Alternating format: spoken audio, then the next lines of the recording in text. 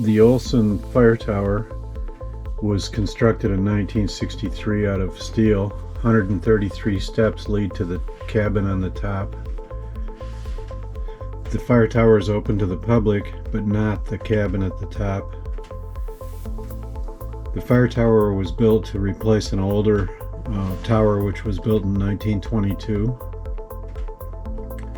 The Olson Fire Tower gives 360-degree views of the surrounding area, including the Cheat River watershed, Parsons, the Blackwater Canyon, Canaan Mountain, Backbone Mountain, and Otter Creek Wilderness. The tower was named after Ernst B. Olson in recognition of 28 years of fire control and conservation service to the Monongahela National Forest.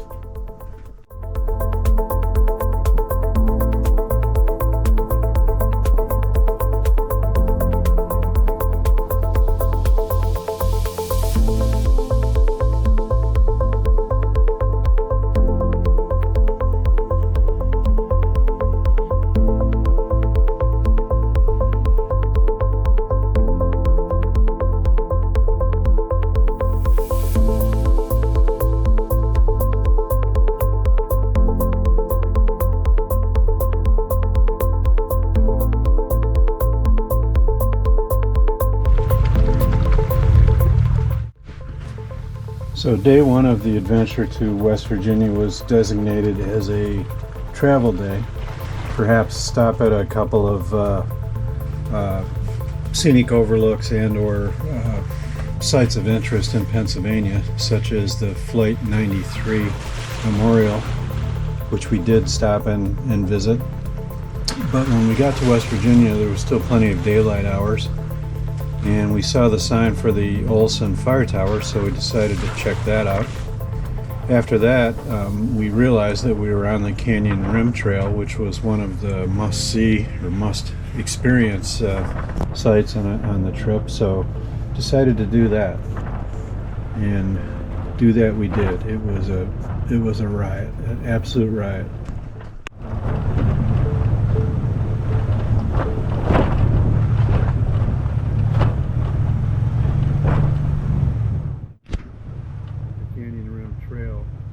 Is approximately 8.6 miles of fairly rugged road through the Monongahela National Forest.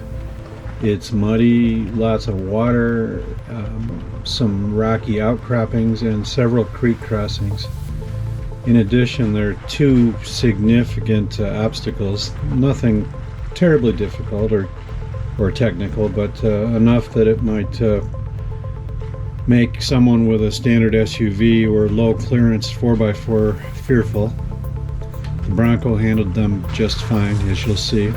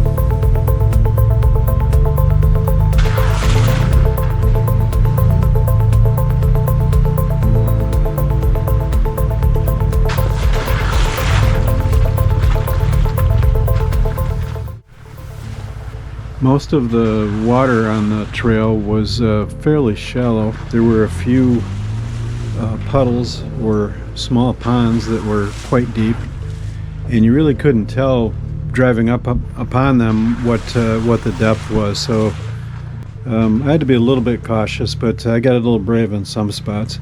Most of the rocks were very manageable. There were a few that I feared would potentially slice the side of my tires, so I was avoiding those, but for the most part the rocks were very tame.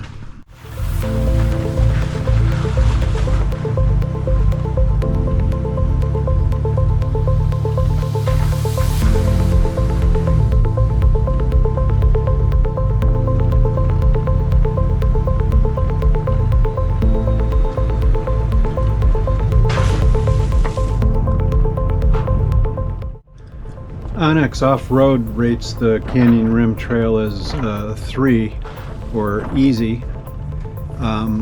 Myself, I'd probably go moderate or intermediate just because of the 2 obstacles and the fact that it's really not maintained at all.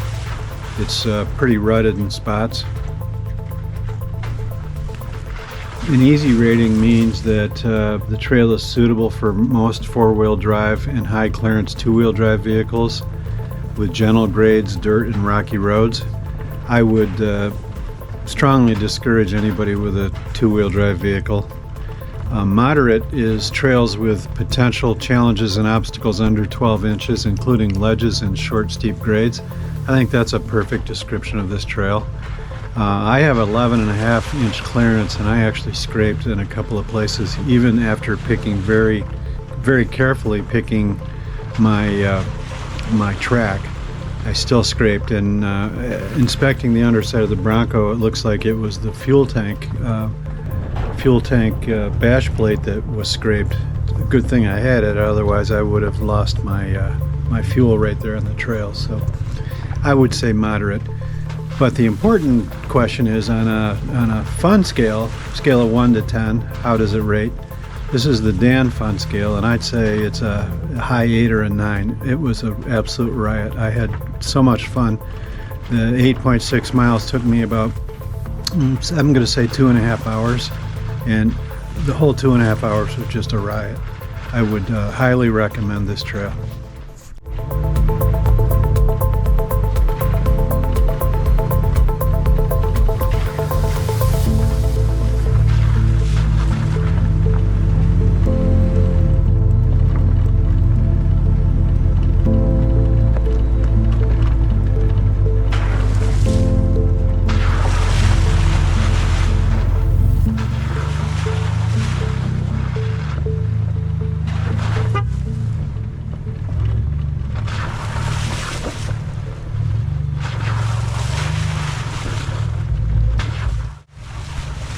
So the first obstacle really wasn't that much of a challenge for a capable vehicle like my Bronco.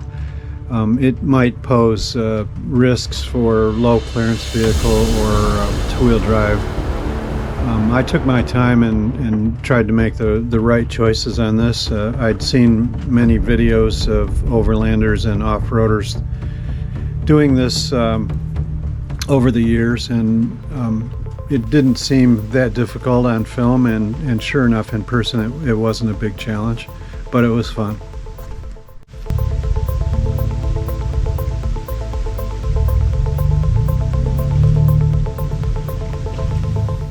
There were a few creek crossings, but they were shallow, a little bit rocky, but not much of a challenge at all.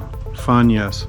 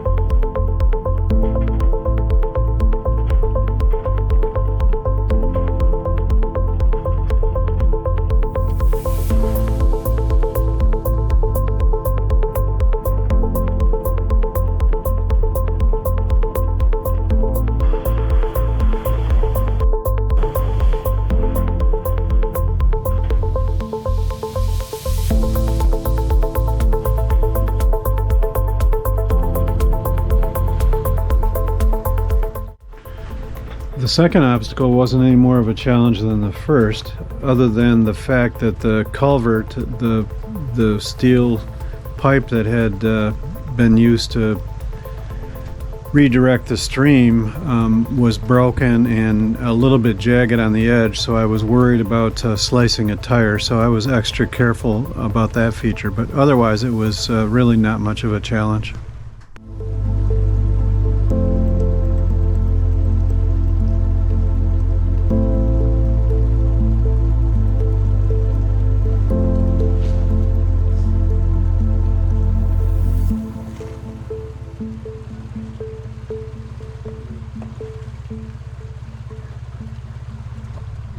Come this way a bit.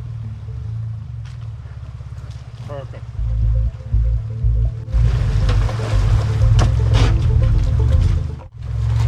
That scraping noise you heard right there was my skid plate over my fuel tank scraping on a large rock. 11.5-inch clearance I have on the Bronco, so low clearance vehicle, two-wheel drive vehicle, really not recommended on this trail. It's probably possible, but it'd be risky. Thankfully I had the skid plate, or otherwise I'd have been in trouble about right then.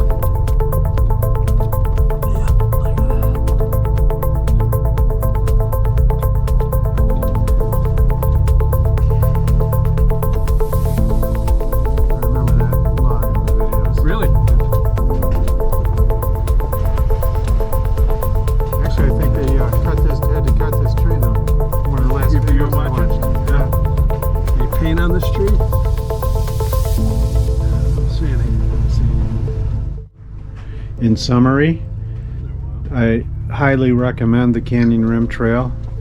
It's near Thomas, West Virginia. On the official Dan's Fun Scale, it rates a high 8 or maybe even a 9 out of 10. To put it bluntly, it's a 6-hour drive from home. I'd drive that today just to do the trail again. So yes, I highly recommend it. Stay tuned for some videos to be posted one day soon of the Canaan Loop Trail, which was even more fun than the Canyon Rim Trail, if you can believe that.